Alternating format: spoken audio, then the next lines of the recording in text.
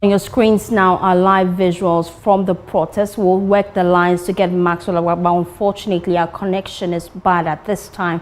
But let's do some other stories, because some farmers say they will continue to increase food prices, particularly tomatoes, until August, as the Agriculture Ministry's intervention to mitigate the escalating prices came too late. Now, the delay in assisting farmers produce more has left consumers bearing the brunt of their hikes, impacting households and individual budgets. Well, Semefak Pesu paints a picture of the situation at Malata Market. Consumers and vendors alike have noticed a significant increase in the cost of tomatoes. Just a few days ago, you could buy 4 pieces of tomatoes for 10 Ghana cedis and 2 pieces for 5 Ghana cedis. Today, the market price has changed, with the least price being 20 Ghana cedis for 4 smaller pieces. Vendors at the Malam market report that a box of tomatoes is now selling for between 6,000 to 7,000 Ghana cedis.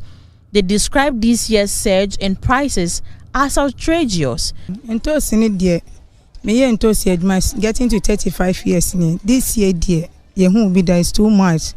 And to see boy, 4,200, 4,500, but this year, you found to 7,500, 7,800. Oberton baby, you know, the 7,000 a quarter, we are knowing 4,000, not 3,000 actually free. And I buy no, so I say, at least someone bremo.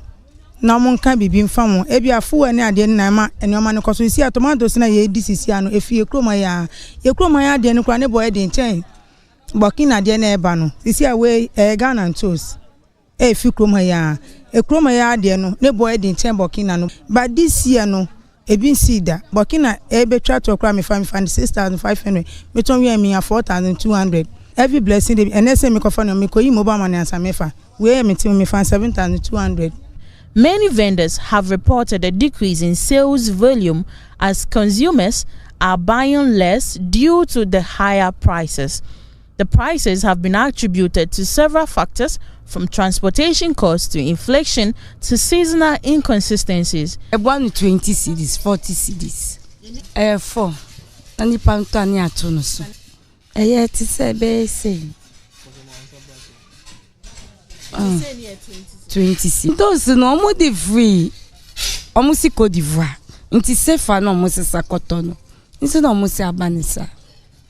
Mama market you want to here. We say me 200 cedis. We 100 cedis. We 40 cedis. We 20. Besides say nipa do saying when bet me aton to 100 cedis answer no anu aduane. We ton to 100 cedis. We bet mo ko saying. Bet on your saying nam saying. Ba san say na nso na entono. Ono so ka ho. Kan so to a ya Ghana for time Burkina for make say omo dey best sano na dey na ba. But this end na mantem. It man yes ha no. Time so sa. So don mo say don ban say nyama no don no so a no matum kese. Na ya ton so ka ho. Because you gonna start dey bo na say abotari ya nsi abotari. E no say jami kita miska mi na meto. Se mi kotore bo mi kokra e fa ho. Mi an makoto ma ade. Vendors are seeking government intervention to stabilize the prices of essential inputs. They also hope for better infrastructure support to reduce transportation costs. They say the entos you made are saying, Crawford better current, you want to meet Obiaya and also to Titmantus. Vicentos no boy, the friend of Crano Johnny. The Sentos na yes kakai. And see a strap banners and Kabitima Basse and come ye abandon yet to send Tos of 4 to send ye enough. Omu ye bina.